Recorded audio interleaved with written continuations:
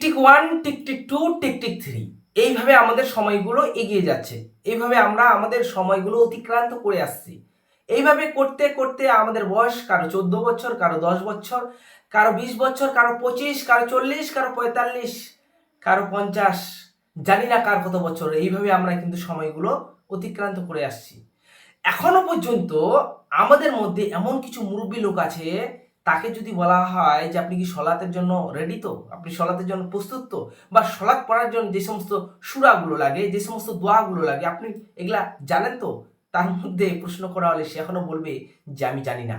High রে সমাজ, আফসোস, আমরা নাকি মুসলিম, আমরা নাকি নিজেকে মুসলিম বলে দাবি করি। এই আপনি শিখলেন, এই আপনার জীবনটা যে অতিবাহিত করে আসলেন, এই কি শিখলেন আপনি? আপনি আপনার সময়টাকে মূল্য দিতে পারলেন না। আপনি বিভিন্ন কাজের অজুহাত দিয়ে আপনি আপনার সময়টাকে অতিক্রান্ত করে ফেললেন। আজকে আপনি বুঝতে পারছেন না, পস্তাবেন। আপনি এমন একদিন পস্তাবেন যেদিন আপনি বলবেন যে হে আল্লাহ, আমাকে একবার আর সুযোগ দেওয়া হোক, যেখানে আমি আপনারই ইবাদত করব। আপনার জন্য আমি আমার মাথা সারা জীবন মাথা নত করে রাখবো। কিন্তু সেদিন আর আপনার কাছে সময় থাকবে না, সেদিন আর আপনার কাছে সুযোগ থাকবে না। তো সময় হচ্ছে আমাদের কাছে এতটা গুরুত্বপূর্ণ, যেটা আমরা বুঝতে পারছি না অথবা বোঝার চেষ্টা করছি না। আমি তো নিজেও বুঝছি না, আপনার ছেলে মেয়েকেও বুঝাচ্ছেন না, আপনার পাড়া প্রতিবেশীকেও বুঝাচ্ছেন না। আপনি সময়টাকে কিভাবে কাটাচ্ছেন?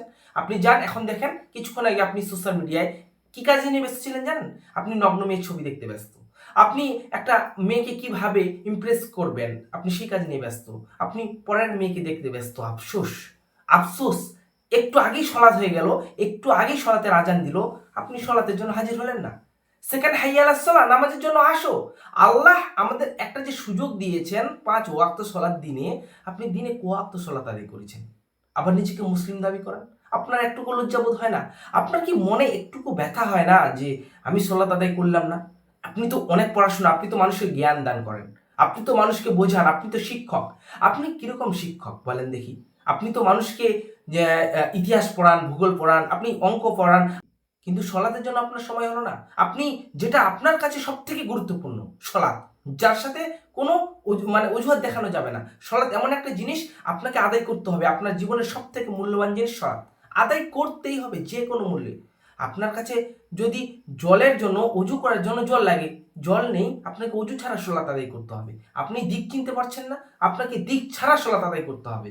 আপনার কাছে কোনো কাপড় নেই, সলাতের টাইম হয়ে গেছে, আপনাকে কাপড় ছাড়াই সলাৎ আদায় করতে হবে।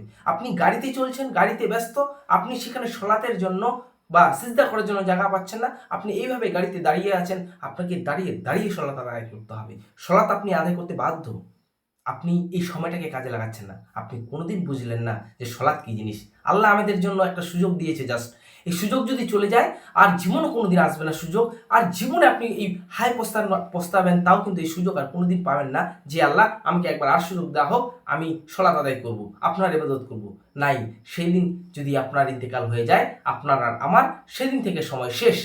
সুতরাং প্রিয় দর্শক, একটু বোঝার চেষ্টা করেন, একটু সময়টাকে আপনি এমন কাজে ব্যবহার করুন যেটা আপনার জন্য, অত্যন্ত বিশেষ করে আপনার জন্য কাজে দিবে। এমনটা নয় যে আমি বললাম, আপনি মানলেন না, এক কান দিয়ে শুনলেন, আরেক কান দিয়ে বের করে দিলেন, অযথা এই কাজগুলো আপনি কেন করছেন? সলাৎ আপনার নিজের জন্য। এই যে আপনাকে যে পরামর্শ দেওয়া হচ্ছে, কেন? আল্লাহ বলছে কোরআনে, তুমি যা জানো মানুষের কাছে দাওয়াত পৌঁছাও। এবার সলাৎটা কার জন্য? সলাৎ আমার জন্য, আপনার জন্য। আপনি কি মনে করছেন আমি সলাৎ আদায় করব না? আমি আমার বাস্তব জীবনে নিজেকে উন্নয়নের জন্য এই কাজে নিয়ে ব্যস্ত থাকবো, আর সলাৎ আদায় করলেন, আপনি বিশাল বড় নিজের লস করলেন।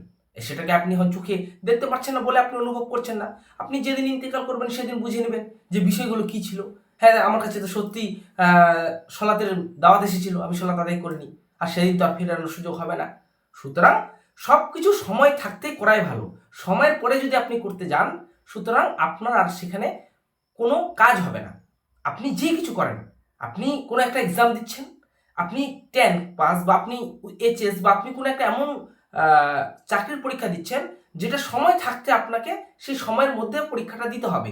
ধরে নেন আনুমানিক আপনার 18 থেকে 40 বছর বা 20 বছর যে সময় থাকে, এই সময়ের মধ্যে দিতে হবে। আপনি যদি সময় অতিক্রান্ত করে ফেলান, তাহলে সেই এক্সামে আপনি আর বুঝতে পারবেন না। সুতরাং আমি আপনাকে বোঝাতে চাইলাম, সময় থাকতে আপনি সালাত আদায় করুন। যদি ইন্তিকাল হয়ে যায়, যদি তওবা না করতে পারেন, আপনি আর আমি সবাই এই সুযোগটাকে যদি বিফলে করে ফেলি, সত্যি আমরা সেদিন আফসোস করব। প্রিয় দর্শক, আজকে এতটুকু। আসসালামু আলাইকুম ওয়া রাহমাতুল্লাহি ওয়া বারাকাতুহু। কারণ যা হবে স্পষ্ট হবে।